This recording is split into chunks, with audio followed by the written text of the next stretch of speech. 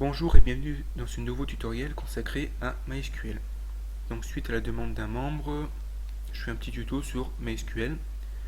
Dans ce tutoriel, je vais vous expliquer comment on fait des requêtes de base assez simples, un petit peu plus compliquées aussi, quelques-unes qui seront un peu plus complètes. Je vais en profiter pour vous parler de PHPMyAdmin, qui est un outil largement utilisé pour gérer sa base de données.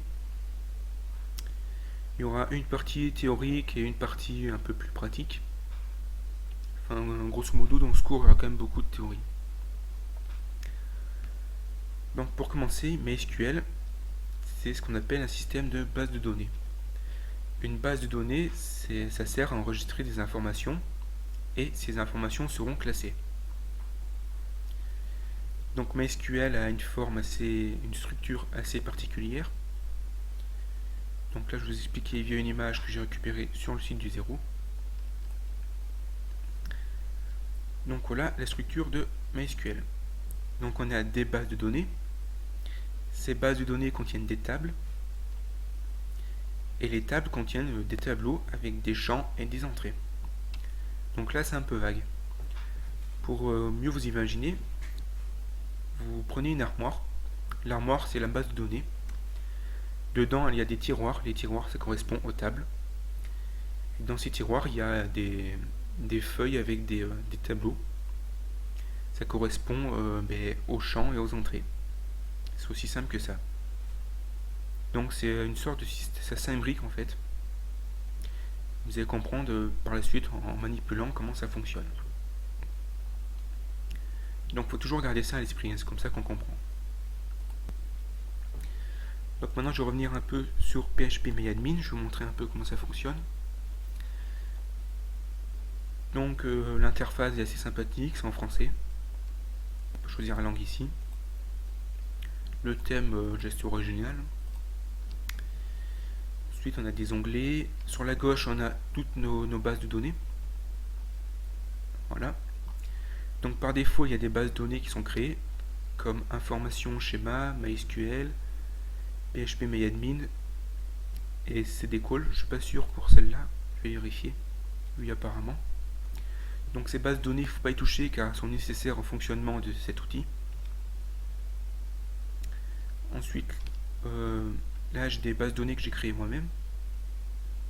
Donc tutoriel, les tests, c'est moi qui les ai créés. Donc pour créer une base de données, vous allez au centre, vous avez un champ créer une base de données. Donc vous mettez le nom de votre base de données, ça c'est important. Donc moi je l'appelais test 4. Vous laissez par défaut pour le reste, ça fonctionne. Vous cliquez sur créer. Ensuite on vous propose de créer une table. Donc revenez au petit schéma, base de données, table. Donc pour vous montrer un peu plus concrètement à quoi ça ressemble. Donc attendez, hop. PHPMyAdmin. Je vais aller dans ma base de données tutoriel. Et quand je clique dessus, vous voyez bien que j'ai trois tables qui s'affichent. Une table livre d'or, membres et news. Lorsqu'on clique sur une table, il y a les champs et les entrées qui s'affichent. Et lorsque vous créez une base de données, on vous propose un champ pour créer une table. Donc c'est ce qu'on va faire, on va créer une table test avec 4 champs. On va cliquer sur exécuter. Donc là, on peut mettre le nom des champs dans l'onglet champs, ici. Dans le type, c'est un peu particulier et c'est assez important.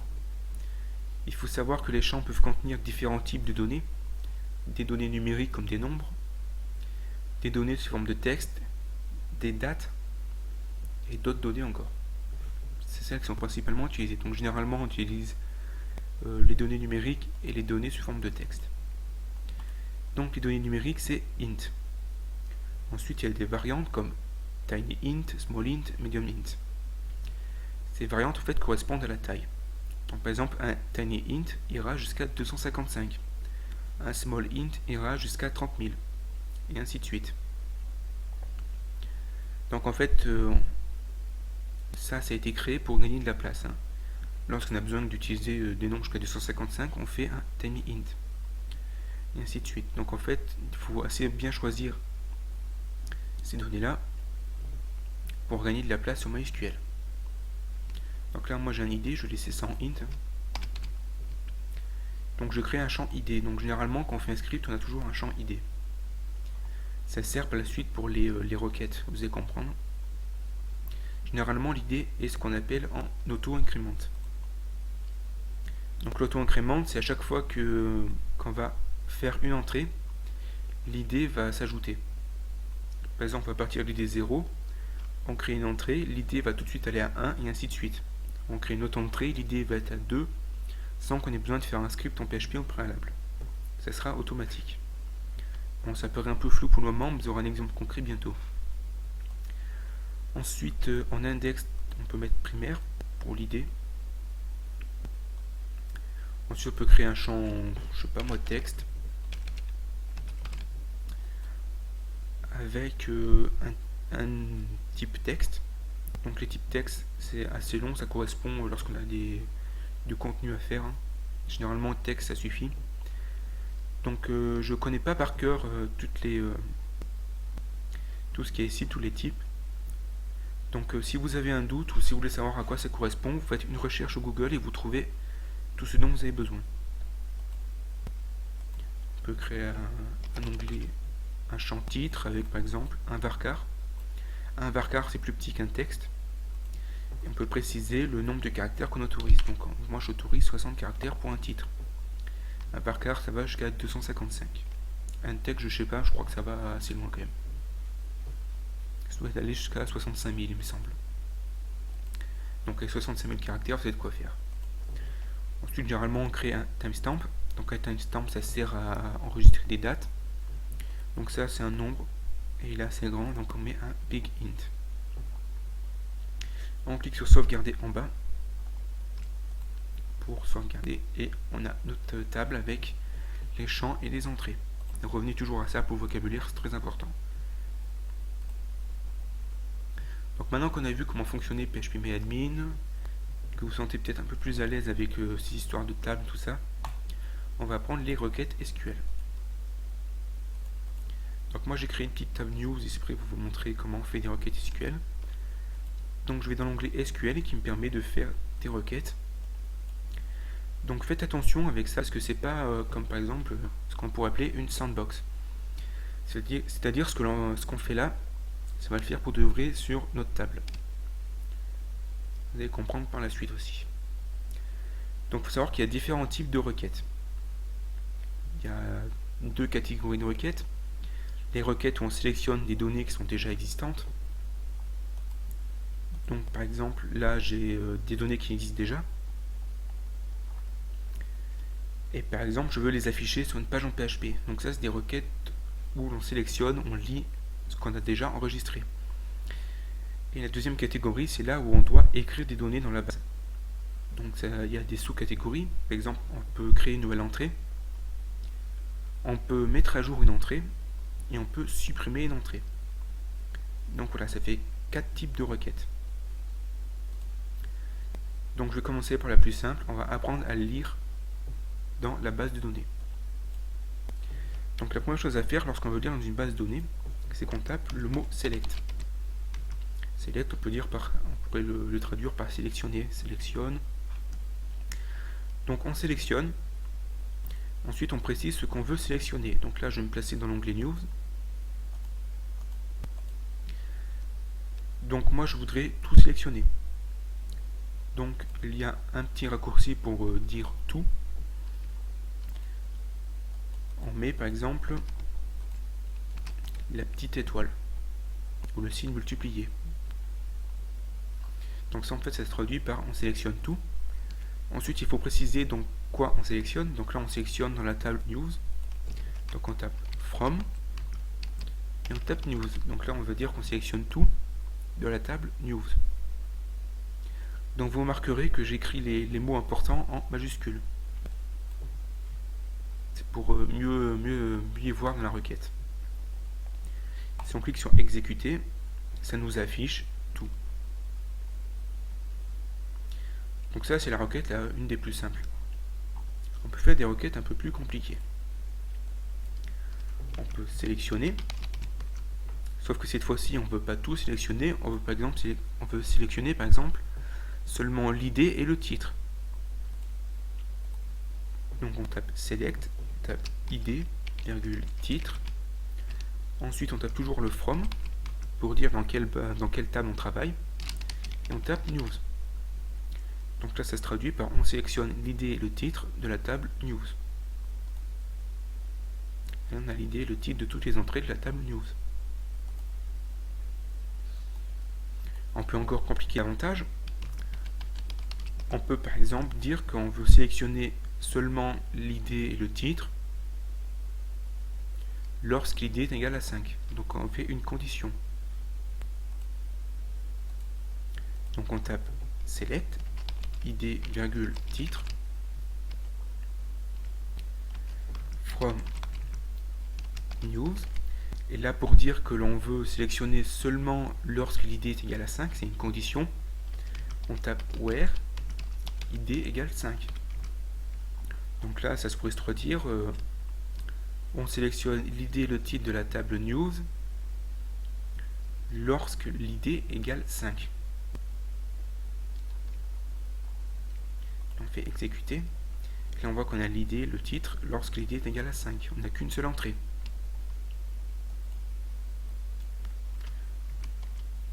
Donc le where est vraiment très important.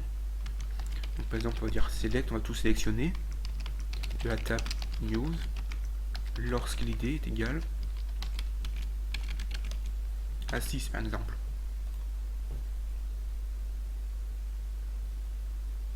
Donc là apparemment j'ai pas d'idée 6, donc l'idée 6 n'existe pas, donc ça me fait rien du tout.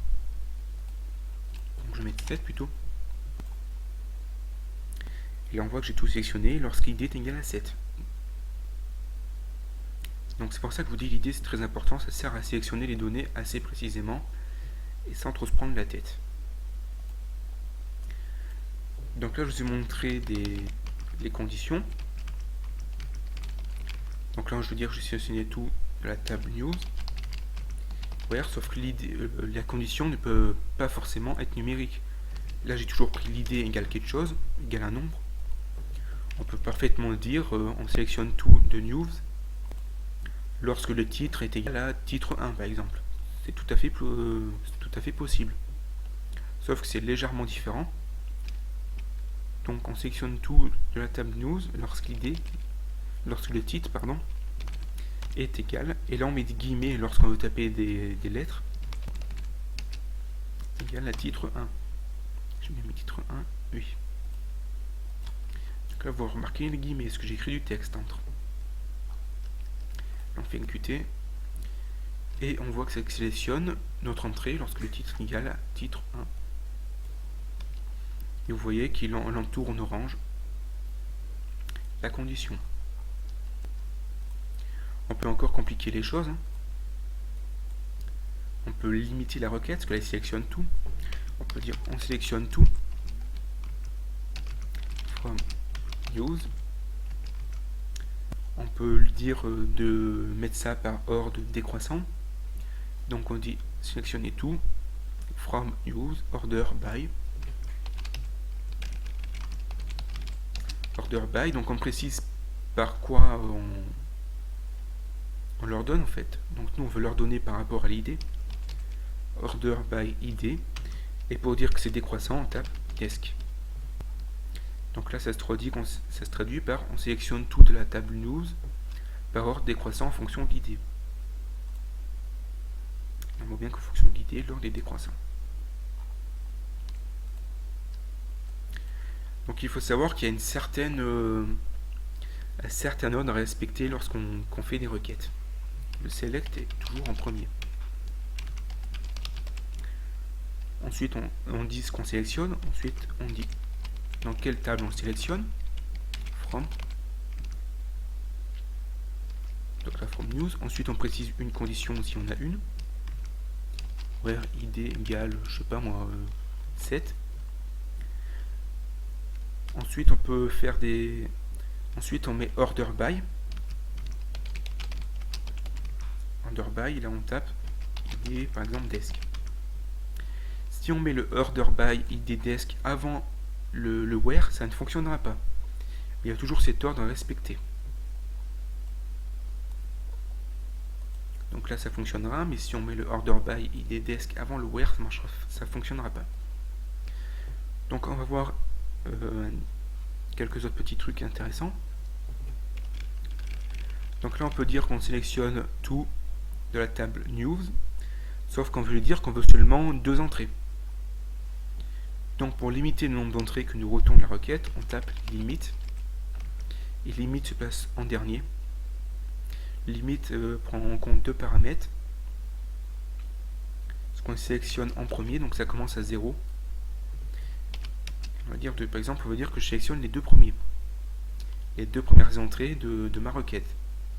Donc là, ça correspond par on sélectionne tout de la table news. Enfin, on sélectionne les 2 premières entrées de la table news. Voilà. Donc là, on a les 2 premières entrées. Donc je vais retaper ça, select all .news limite. Et l'erreur qu'on fait souvent, c'est que nous on se dit ça commence à 1. Si on fait ça, 1 et 2, vous allez voir ce qui se passe. Ça ne fonctionne, enfin si ça fonctionne, sauf que c'est pas ce qu'on veut. Là ça sélectionne la deuxième et la troisième entrée. Si on compare, première, deuxième, et là c'est la deuxième et la troisième. Deuxième, troisième. Donc faites attention que ça, c'est une erreur assez qui arrive assez souvent. Donc ensuite, pour récapituler tout ça, et pour vous montrer dans quel ordre on fait une requête, je vais faire une dernière requête avec le select. Donc on sélectionne tout de la table news lorsque l'id égale 1. Et là j'ai oublié de préciser quelque chose, on peut utiliser des mots comme and or. And qui se traduit par et or par ou. Donc par exemple, on sélectionne tout de la table news lorsque l'id est égal à 1. On peut préciser une deuxième condition, bien que ce soit inutile vu qu'il y a un seul id 1. On va plutôt mettre 7, parce que 1 n'existe pas. Donc on peut préciser une deuxième condition, sauf que là c'est inutile vu qu'il y a un seul id qui porte le numéro 7.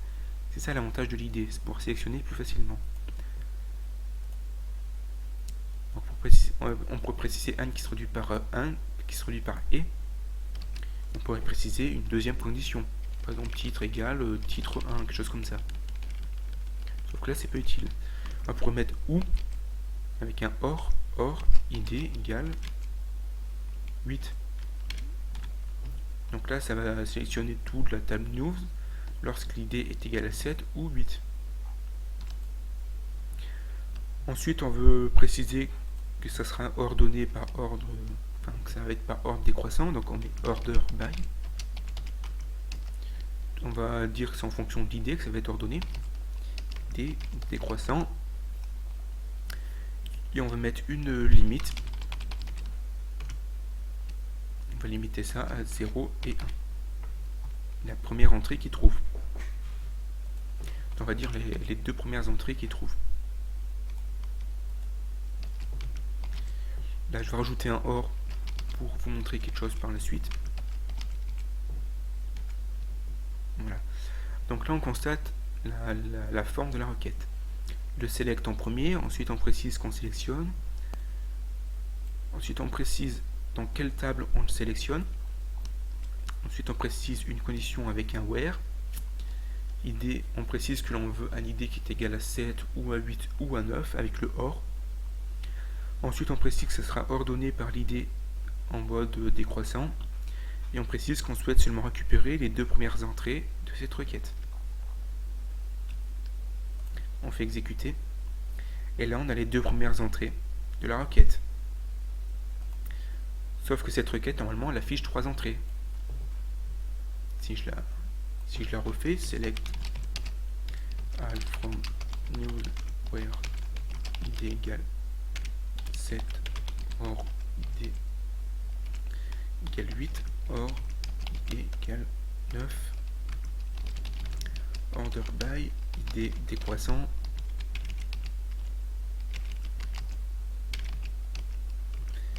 limite 0 et 2. Donc là, si on regarde un peu de plus près, on voit que l'idée, on a 3 entrées avec un ID 7, 8 et 9. Et dans notre requête, si on élimine le... Je vais faire copier.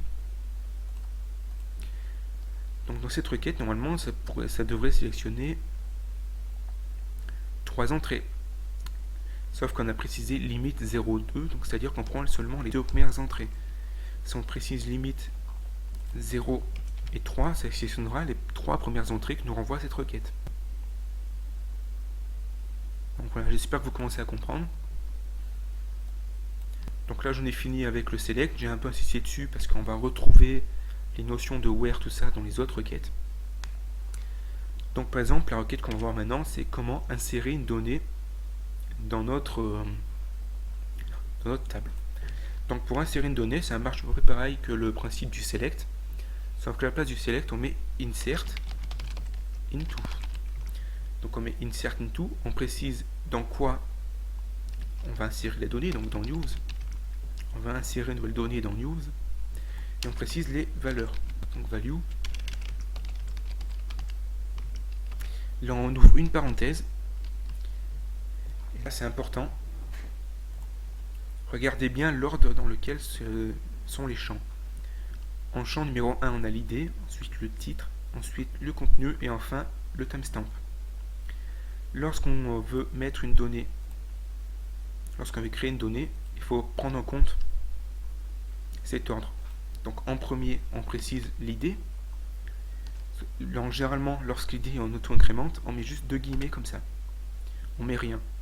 Parce que l'idée est en auto-incrémente. Donc vous allez comprendre un peu mieux ce que c'est l'auto-incrémente en voyant cet exemple. Donc là, le premier champ, on met notre idée. On met une virgule. Ensuite, il y a le titre. Donc là, on va mettre titre 5 par exemple. Ensuite, il y a le contenu. Donc en contenu, on met un guillemet. On tape contenu 5. On ferme le guillemet. On met une virgule. Et enfin, le timestamp. Donc ça, c'est un nombre. On met un truc au pif. Et on ferme la parenthèse. Donc là, en fait, cette requête va insérer une nouvelle entrée avec les valeurs, l'idée auto-incrémente qui va faire tout seul, comme titre, titre 5, comme contenu, contenu 5, et comme timestamp, ce nombre-là. Donc on fait exécuter, on voit qu'un enregistrement a été créé, on retourne à notre valeur, donc là on voit que l'idée s'arrête à 9, et lorsqu'on rafraîchit, on a une idée numéro 10 qui est apparue. Donc ça en fait c'est l'auto-incrémente, à chaque fois qu'on crée une entrée, l'idée s'incrémente de 1, sans qu'on ait besoin de faire rien du tout.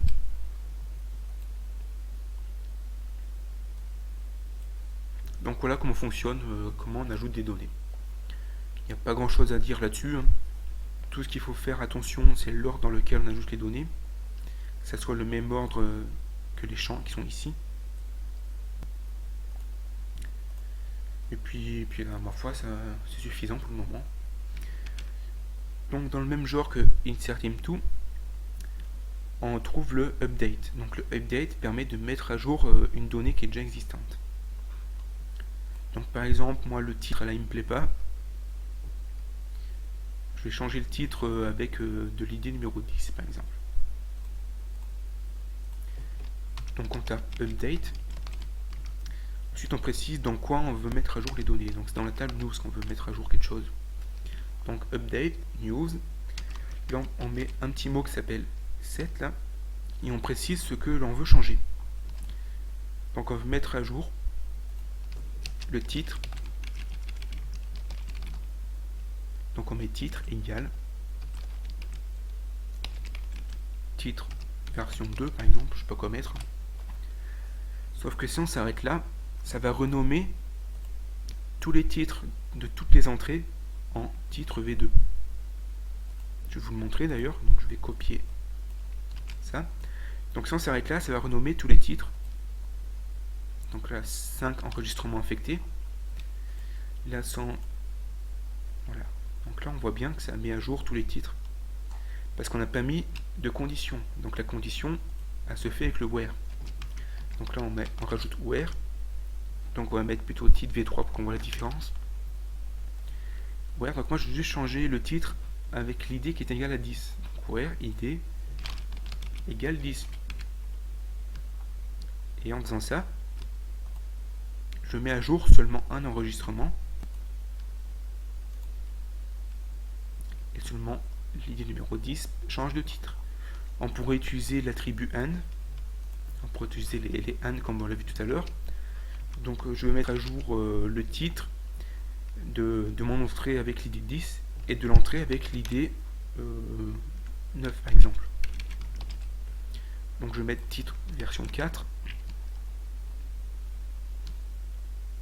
Donc là je vais mettre à jour les titres de l'entrée numéro 10 et l'entrée numéro 9. Je vais exécuter. Il envoie 0 enregistrement affecté, ce qu'il ne faut pas un, il faut un OR. Si on met OR, 2 enregistrements affectés. Donc là c'est une erreur de ma part, je pensais qu'il fallait mettre un AND, en fait il faut mettre un OR. Donc l'erreur que j'ai faite, c'est que j'ai voulu mettre un AND à la place du OR ici.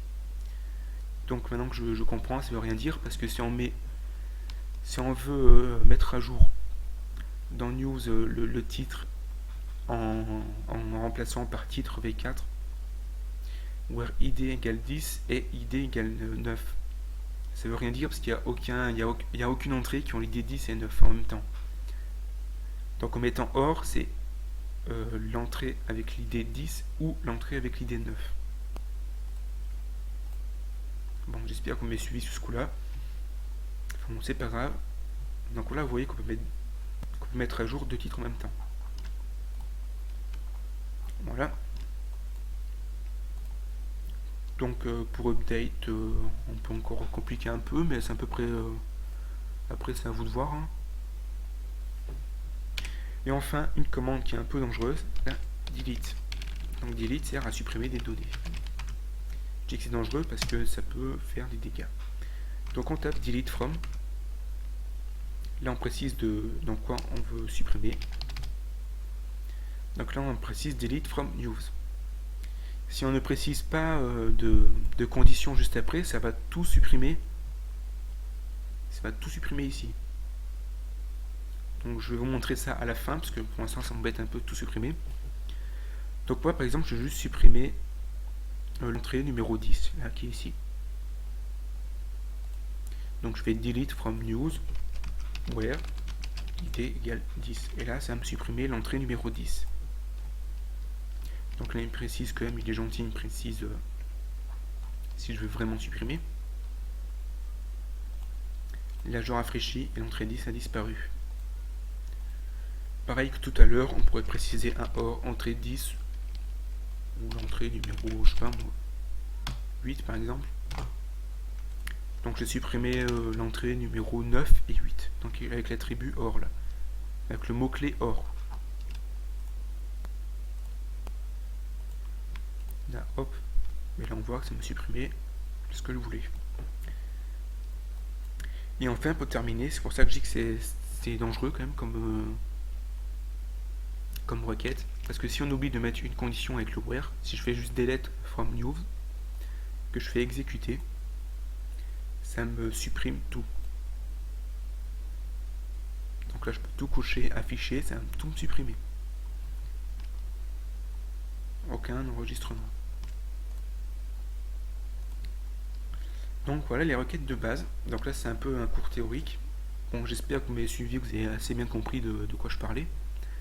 Maintenant, je vais partir sur l'exemple d'un script que l'on trouve sur le site du 0.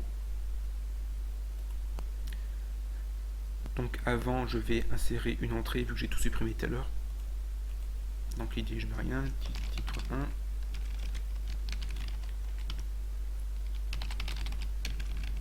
Contenu 1. Truc bidon, hop là. Donc ça, c'est une autre manière de créer des entrées dans une table. Voilà, donc j'ai mon entrée qui est créée. Donc là, la liste des news n'est pas bonne, hein, parce que si je fais rafraîchir, voilà. Comme c'est qui m'en met 2, j'en ai qu'une normalement. Enfin bref. News, voilà. Donc là on voit que j'ai mes deux trucs. Donc là j'ai mes deux news qui ont été faites. Donc là derrière ça se cache une requête qui permet de sélectionner les news dans la base de données. Donc derrière ça, qui est un script en PHP, que l'on peut voir, on constate qu'il y a une requête avec un select. Donc première chose à faire, c'est qu'on se connecte à la base de données. Donc pour se connecter, on utilise MySQL Connect. En premier paramètre, on précise où se trouve le serveur SQL. Donc généralement, il est sur le même serveur, donc on met localhost. En deuxième paramètre, on met l'utilisateur. Et en troisième, le mot de passe. Donc moi, j'en ai pas de mot de passe sur exemple. Ensuite, on sélectionne la base de données. Donc là, c'est tutoriel. On peut revenir ici. La base de données s'appelle tutoriel. Et ensuite, on est connecté. On peut travailler sur la base de données. Donc ensuite, on veut sélectionner des données dans la base. Donc on tape MySQL query pour préciser qu'on fait une requête SQL. Et ensuite on fait comme j'ai fait tout à l'heure, on met une parenthèse et entre des guillemets, des apostrophes, on tape la requête que l'on souhaite faire. Donc là cette requête dit qu'on sélectionne tout de la table news, qu'on ordonne ça par ID décroissant avec une limite de 0 à 5, c'est-à-dire que ça va sélectionner les 5 premières entrées qu'il trouve. Et on stocke cette requête dans une variable $retour qui est ici, afin que l'on puisse conserver les données dans cette variable. Sauf que cette variable, elle est pas très utilisable pour le moment. On peut pas faire par exemple un echo $retour, ça va afficher n'importe quoi, ça va rien afficher même. Donc pour mettre pour ranger un peu ces données qui sont stockées dans le retour, on utilise une fonction qui s'appelle MySQL fetchArray qui va permettre de transformer en forme de tableau les données que l'on aura fait avec la requête SQL. Ensuite, on fait une petite boucle pour que l'on puisse afficher toutes les données. Donc, je ne vais pas trop m'attarder dessus, hein, c'est plus du PHP que du MySQL. Mais je vous explique un peu le fonctionnement. Donc, dans list news qui est ici, qui se trouve dans un dossier administration, qui est protégé par un htaccess normalement. Donc dans cette page, on voit que l'on liste les news, donc on a toujours du select que l'on peut modifier et que l'on peut même supprimer.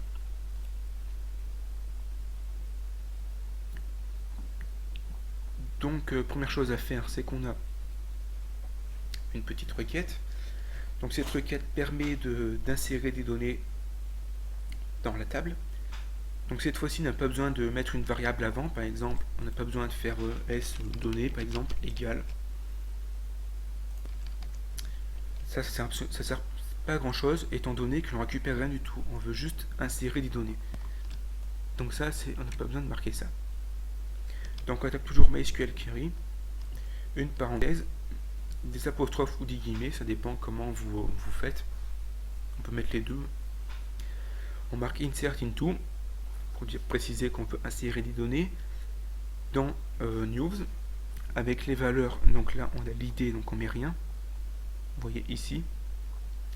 Ensuite on met la variable titre grâce à une concaténation. Donc la concaténation, ça permet de mettre des variables dans les requêtes SQL. Donc là vous comprenez la puissance un peu de genre de script. Donc là en fait on a fait un formulaire. On a récupéré les données via des $post. On a protégé les variables, on a enregistré ça dans le titre et on va mettre ça dans la base de données. Donc ensuite, on met juste des concaténations et puis on insère ça dans la base de données. Rien de bien compliqué. Donc là, en fait, insert into, ça va créer des données. Là, on va les mettre à jour. Donc update, news, set, titre égal, tac. On précise une condition, where on a récupéré un ID de news via $post. Et voilà comment ça fonctionne. Et enfin, on a aussi le supprimer. Donc là, MySQL, delete from news. On précise une condition que l'on récupère via $get. Donc c'est pour ça que c'est dangereux, parce que si votre $get n'est pas protégé, un petit malin peut s'amuser à modifier, histoire de faire supprimer des choses qu'on ne souhaite pas. Donc c'est pour ça que je dis c'est dangereux. Donc faites attention aux fautes requêtes SQL. Il y a des failles qui sont... Il faut toujours protéger ce qu'on demande dans une base de données. Avec des /is, tout ça, il faut vraiment faire attention. Donc voilà, je pense que j'ai fait le tour un peu des requêtes de base. Donc je vous ai montré avec un petit exemple concret, du théorique un peu. Donc j'espère que vous avez compris. Comme d'habitude, il faut bien se rappeler de ça. C'est comme ça que j'ai compris. Donc au début, ça peut être un peu compliqué à retenir, mais à force, ça vient avec le temps.